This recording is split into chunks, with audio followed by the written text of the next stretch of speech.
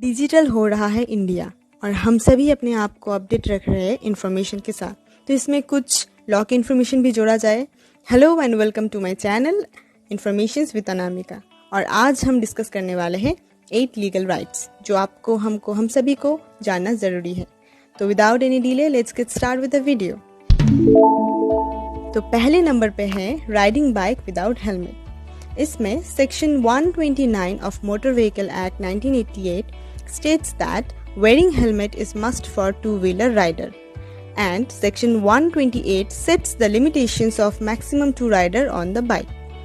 तो section 129 के अनुसार जब कभी भी हम स्कूटी या बाइक चलाए तो हमें हेलमेट पहनना ज़रूरी है, और सेक्शन 128 के अनुसार ज़्यादा से ज़्यादा 2 लोग एक स्कूटी में या फिर बाइक में बैठ सकते हैं। तो आते हैं राइट्स पे। If you already fined for riding bike or any other, then you will not fine for the same reason in same day. इसका मतलब अगर हेलमेट की वजह से या किसी और रीज़न की वजह से आपको ऑलरेडी फाइन लग चुका है, तो वही सेम डे पे सेम रीजंस की वजह से आपको दोबारा फाइन नहीं लग सकता। और this law also say if a traffic police snatches key from car or motorcycle, it is illegal and you have a right to lodge a legal proceeding against the traffic police officer.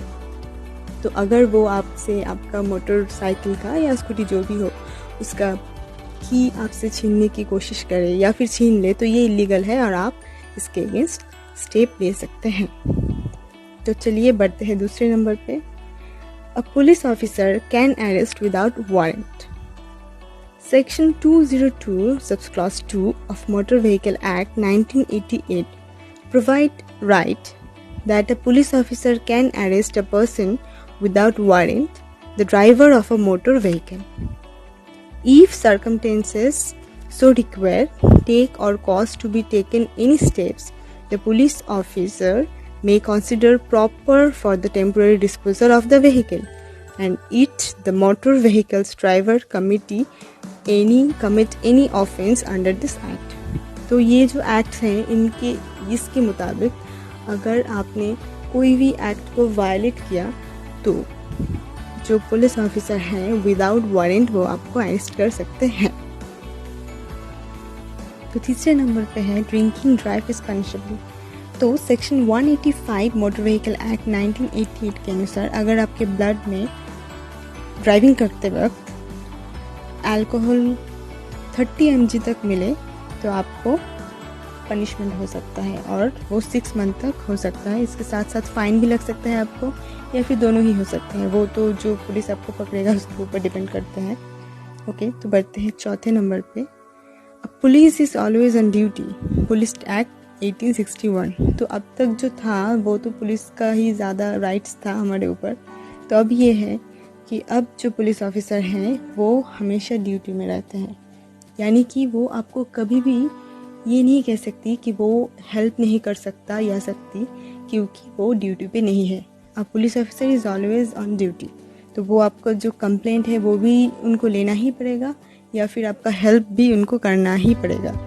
Under section 166A, a police officer can't refuse to lodge your complaint.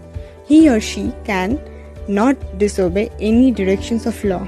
If a police officer do so, he or she will be criminally liable as a public servant. Punishment in such case imprisonment for a term which may extend to 1 year or with fine or both. तो अगर उन्होंने ये इनकार कर दिया complaint लेने से या फिर हेल्प करने से, तो अगर आप कंप्लेंट करते हैं इनके खिलाफ तो उनको 6 महीने या फिर 1 साल या फिर फाइन, इनमें से कुछ हो सकता है या फिर दोनों भी हो सकता है। जेल भी हो सकता है और फाइन भी हो सकता है। तो दे आर ऑलवेज बाउंड बढ़ते हैं। 5वें नंबर पे हैं getting compensation of cylinder blast. As per citizen charter Indian Oil Corporation website, if your gas cylinder blast during cooking of food then आपको मिल सकता है कंपनसेशन 50 लाख तक। जी हाँ, 50 लाख तक आपको कंपनसेशन मिल सकता है। तो अगर कुकिंग करते वक्त आपके घर पे सिलेंडर, भगवान करे ना हो, अगर सिलेंडर ब्लास्ट हो जाए तो आपको 50 लाख तक कंपनसेशन मिल सकता है। तो इसके लिए आपको क्या करना होगा, इसके लिए आपको एक FIR दर्ज करना पड़ेगा आपके नज़दीकी जो पुलिस स्टेशन है वहाँ पे, और उसका एक कॉपी लेके आपको जो आपका जिस एजेंसी से आप गैस लेते हैं वहाँ पे सबमिट करना पड़ेगा। तो इससे आपको आपका कंपनसेशन मिल जाएगा। तो आगे बढ़ते हैं 6 नंबर पे। ये है हमारे एजुकेशनल राइट, जो कि आर्टिकल 21A में है और आर्टिकल 28 में है कॉन्स्टिट्यूशन में। हमारे कॉन्स्टिट्यूशन के जो फ्रेमर्स हैं उन्होंने ये रियलाइज़ किया कि हमारे देश में एजुकेशन को डेवलप करना होगा, और इसी वजह से आर्टिकल 45 में उन्होंने स्टेट को ये रिस्पॉन्सिबिलिटी दिया कि 14 साल तक जितने भी बच्चे हैं उनको एजुकेशन मिलना चाहिए। फिर उसके बाद सुप्रीम कोर्ट में एक केस आया, उन्नी Krishnan versus state of AP, मतलब आंध्र प्रदेश। तो इस केस में सुप्रीम कोर्ट ने पहली बार ये जजमेंट दिया कि एजुकेशनल राइट जो है वो एक फंडामेंटल राइट्स है। उसके बाद 2002 में 86 अमेंडमेंट के सहारे उन्होंने हमारे ये जो एजुकेशनल राइट हैं इनको फंडामेंटल राइट्स में पूरी तरह से कन्वर्ट कर दिया। सो द स्टेट, इसमें कहा गया आर्टिकल 21A में ये कहा गया, the states shell provide free and compulsory education to all children of the age of 6 to 14 years in such manner as the state may by law determine। यानी कि 6 वर्ष से 14 वर्ष तक हर चिल्ड्रन को ये शिक्षा मिलनी चाहिए, वो कंपलसरी है और फ्री है। और आर्टिकल 28 में ये गारंटी किया गया कि हर एक चिल्ड्रन को ये एजुकेशन मिले।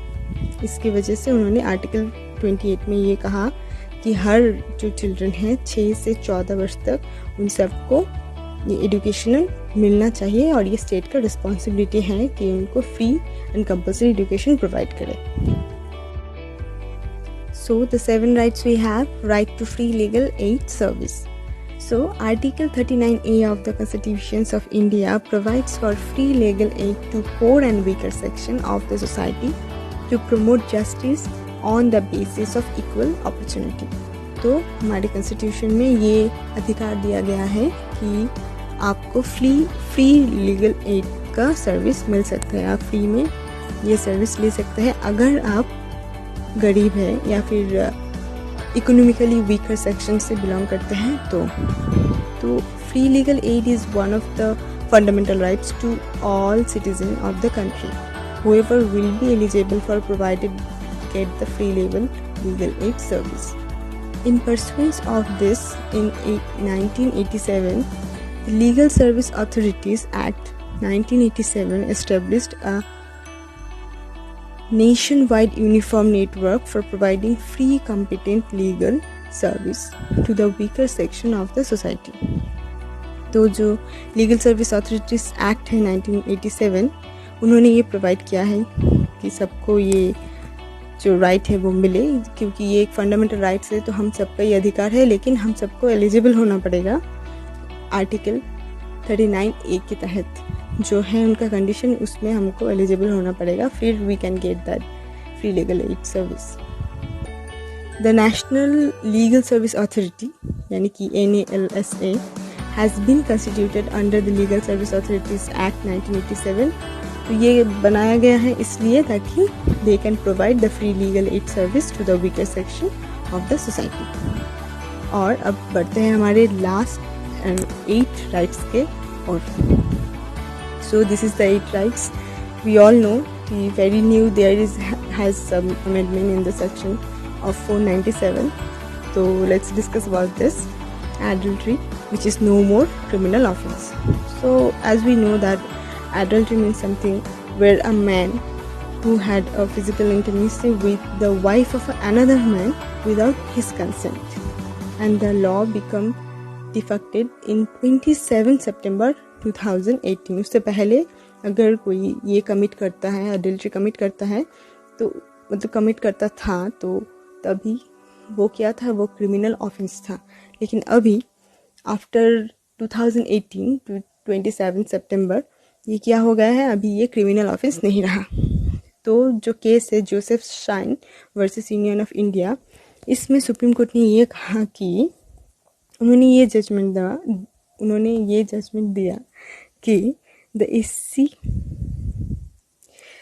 the law unconstitutional because it treats a husband as the sole master.